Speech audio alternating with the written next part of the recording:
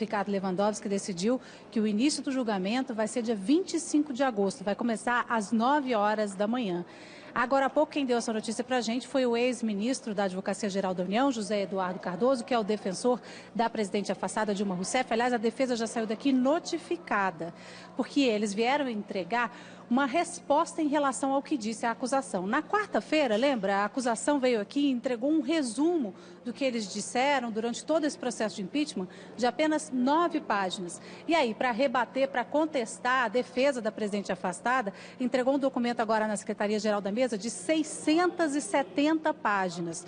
O ex-ministro explicou o seguinte, que eles queriam rebater mesmo ponto a ponto do relatório do senador Anastasia, que foi aprovado pelo plenário do Senado, dizendo o seguinte, que na verdade a Anastasia não traz nenhuma prova e que esse efeito é só para condenar a presidente afastada, rebatendo, dizendo que tem tabela fora do contexto, enfim. É o contrário do que diz a base aliada do presidente em exercício, que argumenta que o relatório do senador Antônio Anastasia foi super bem fundamentado, mas eles colocaram ali 670 páginas para rebater. E eles chegaram faltando 3 minutos para o prazo final. O ex-ministro José Eduardo Cardoso teve que apressar o passo para não chegar atrasado, porque os atrasos não são tolerados nesse caso. Ele disse também que não sabe ainda, vai conversar com a presidente afastada para ver se ela vai vir ou não se defender aqui no plenário do Senado.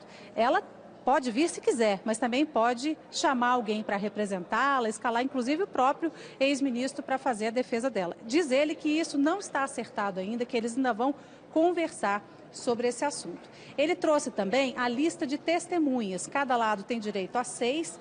A acusação já dispensou 3 logo de cara, chamou 2 auditores do Tribunal de Contas da União e um representante do Ministério Público junto ao Tribunal de Contas da União. E agora a defesa, como a gente havia previsto, vai trazer todos os 6 testemunhas para falar. Entre elas, o ex-ministro da Fazenda e do Planejamento, Nelson Barbosa, mas tem na lista professor, tem economista, tem ex-secretário do Planejamento e da Casa Civil para poder reforçar os argumentos contra o impeachment quando começar esse julgamento final. E a expectativa, agora sabendo a data, é que isso dure ali de 3 a 5 dias. Por quê? É uma sessão muito longa. Começa com essas testemunhas e elas serão intimadas. É diferente da presidente afastada Dilma Rousseff, que vai ser notificada provavelmente hoje à tarde ainda.